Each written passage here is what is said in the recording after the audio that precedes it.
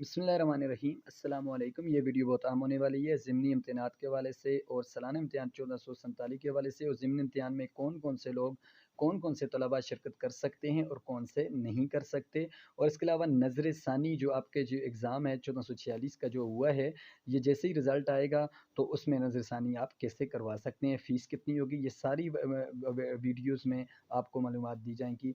तो सबसे पहले आपको बताता चलूँ कि आपका ज़िमनी इम्तिहान है वो इंशाअल्लाह अज़ीज़ 27 शव्वाल से लेकर 29 शव्वाल तक होगा, 3 दिन सुबह शाम, और यानी कि 26 अप्रैल से लेकर 28 अप्रैल तक 2025 तक।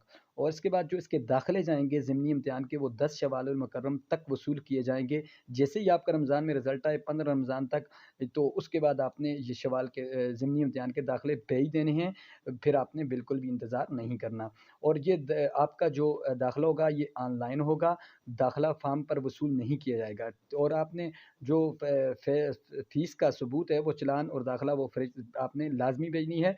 और अगर आपने जो ऑनलाइन दाखिला करवाया उसके साथ आपने कलमी यानी कि फ़हरिस्त, हाथ से लिखी गई फ़हरिस्त आपने लाज़मी बाक़ुल मदारिस को भेजनी है, ताकि अगर आप रह जाएँ ऑनलाइन से तो वो कलमी फ़हरिस्त के एतबार से आपका दाखिला माना जाएगा। अगर आपने ऑनलाइन किया, अगर आपने कर दिया और आपने समझा ये दाखिला हो गया है और कलमी ना भेजा तो फिर आपका दाखिला नहीं होगा, अगर ऑनलाइन ना हुआ तो। ठीक है, बाज़ औक़ात ऑनलाइन ऐसा होता है कि आपका दाखिला आप समझते हैं चला गया लेकिन वो जाता नहीं है, इसलिए हाथ से लाज़मी भेजें। ज़िमनी इम्तिहान में आपने शिरकत कैसे करनी है, तो जो रासिबीन है यानी जो फ़ेल हैं वो ज़िमनी इम्तिहान में शिरकत नहीं कर सकते।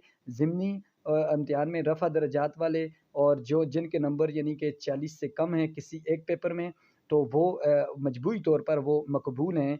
तो 1-2 पेपर में वो फ़ेल हो चुके हैं, बाकी यानी कि पेपर्स में उनके नंबर अच्छे हैं, तो वो इसमें ज़िमनी इम्तिहान में यानी कि वो दाखिला ले सकते हैं। और अगर आपने दाखिला कर दिया ज़िमनी इम्तिहान में, आप इम्तिहानी हाल में चले गए हैं और वहाँ पर आपने हाज़िरी लगा दी है, तो उसके बाद आपने उस पेपर को छोड़ना नहीं है। ऐसा ना हो कि आप समझिए पेपर मुश्किल है, आप छोड़ के आ जाएँ, तो फिर आपके पेपर यानी कि आप फ़ेल तस्वर किए जाएँगे। पहले वाले आपके नंबर ख़त्म हो जाएँगे, दोबारा नए नंबर आपके जितने भी होंगे तो वो लगाए जाएँगे। इस बात का आपने ख़्याल रखना है।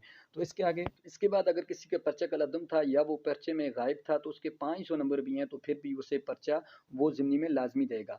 एफ़एस के सालाना इम्तिहान में अगर आप गैर हाज़िर हैं या रासब हैं तो आप ज़िमनी में दोबारा शिरकत कर सकते हैं। और ऐसे तलबा जिनका एफ़एस मुकम्मल नहीं था, अभी रमज़ान में इसमें मुकम्मल हुआ है 1446 में, तो वो भी ज़िमनी में दाखिला ले सकते हैं। तो इसके बाद जो है एफ़एस के इम्तिहान में जिनका नतीजा प्राइवेट या मकतूल लिख जाएँ तो वो कलअदम ही होंगे, उनकी शिरकत इम्तिहान में नहीं जाएगी। इसके बाद नज़र सानी की बात करें तो नज़र सानी जो आपने ये 1446 हिजरी के पर्चों की नज़र सानी करवानी है, इसकी दरख्वास्तें 10 शव्वाल तक आप भेज सकते हैं, 10 शव्वाल तक। जो आपको फ़ॉर्म मिलेगा नज़र सानी का वो वफ़ाक़ुल मदारिस की वेबसाइट से मिलेगा, तो आप मेरे ग्रुप में आ जाएँ व्हाट्सएप के, अगर नहीं आए तो लिंक डिस्क्रिप्शन में है, वहाँ पे मैं आपको फ़ॉर्म भी भेज दूँगा। ये पूरी जो तरतीब जो आपको समझाई है, ये सारा पेज भी आपको वहाँ पर भेज दिया गया है। एक पर्चा आपका रहता है या सारे पर्चे हैं, तो उनकी फ़ीस जो आपकी बराबर होगी। 1 की भेजते हैं, 2 की, 3 की, 4 की, जितना भी दाखिला फ़ीस है उस दर्जे की उस हिसाब से होगा।